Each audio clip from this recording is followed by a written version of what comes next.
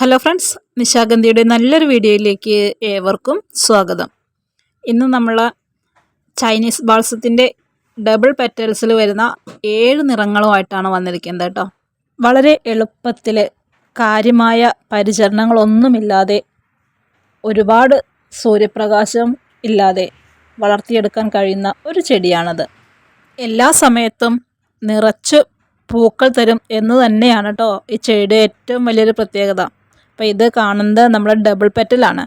Double petal പലരും പലയിടങ്ങളിലും ഒരുപാട് അന്വേഷിച്ച് നടക്കുന്നുണ്ട്.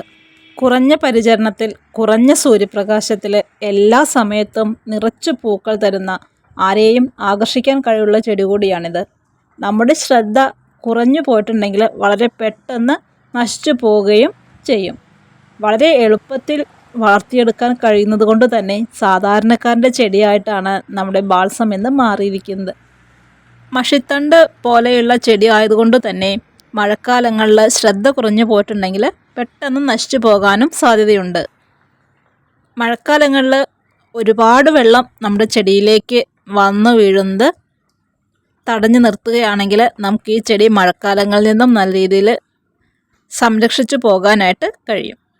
മണലിൽ മാത്രം വെച്ച് കൊടുക്കുകയാണെങ്കിൽ നമുക്ക് ഏത് മഴയത്ത് എങ്ങനെ ഇരുന്നാലും ചെടി വളരെ പെട്ടെന്ന് നാശമായി പോകാനായിട്ട് സാധ്യത വളരെ കുറവാണ് കേട്ടോ. ഒരു ഹെൽത്തിയായ പ്ലാന്റ് നമ്മുടെ കയ്യിലുണ്ടെങ്കിൽ കമ്പ് കോതിയിട്ട് നമുക്ക് ഒരുപാട് ചെടികൾ ഉണ്ടാക്കിയെടുക്കാനായിട്ട് കഴിയും. ഏറ്റവും നല്ലത് നമ്മൾ നേരത്തെ പറഞ്ഞതുപോലെ മണലിൽ വെച്ച് പിടിപ്പിക്കുന്നതാണ്. ഈ മണലിൽ വെച്ച് പിടിപ്പിക്കുമ്പോൾ നമ്മൾ അതിനകത്ത് കുറച്ച് എല്ലുപൊടി, കുറച്ച് ചാണകപ്പൊടി നമ്മുടെ മണലുമായിട്ട് നന്നായി മിക്സ് ചെയ്തിട്ട് നടുകയാണെങ്കിൽ ചെടിയിലേക്ക് പിന്നെ നമ്മൾ ഇടയ്ക്കിടയ്ക്ക് കാര്യമായ രീതിയിൽ ഒരു വളപ്രയോഗവും ചെയ്തു കൊടുക്കേണ്ട ആവശ്യം വരുന്നില്ല. സൂര്യപ്രകാശം ഒരുപാട് കിട്ടിയിട്ടുണ്ടെങ്കിൽ നമ്മുടെ ചെടി നല്ല രീതിയിൽ വാടിപ്പോകുന്നുണ്ട്. അപ്പോൾ പലരും ഷെയ്ഡിൽ വെച്ചിട്ടാണ് കേട്ടോ ഈ ചെടി വളർത്തിയെടുക്കുന്നത്. കഴിയുന്നതും മഴക്കാലങ്ങളിൽ നമ്മൾ ഈ ചെടീനെ തുറന്ന പ്രദേശത്ത് വെക്കാനായിട്ട് തന്നെ നോക്കണം കേട്ടോ. നമ്മൾ ഷെയ്ഡ് ഉള്ള ഭാഗങ്ങളിൽ വെച്ചാൽ മതി.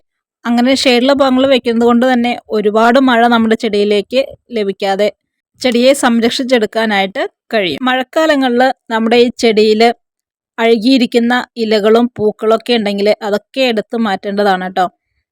അപ്പോൾ അതൊന്നും എടുത്ത് മാറ്റില്ല എന്നുണ്ടെങ്കിൽ നമ്മുടെ തണ്ടിനോട് ചേർന്നിരിക്കുന്ന സമയങ്ങളിൽ തണ്ട് അഴുകി പോകാനായിട്ട് സാധ്യത കൂടുതലാണ്.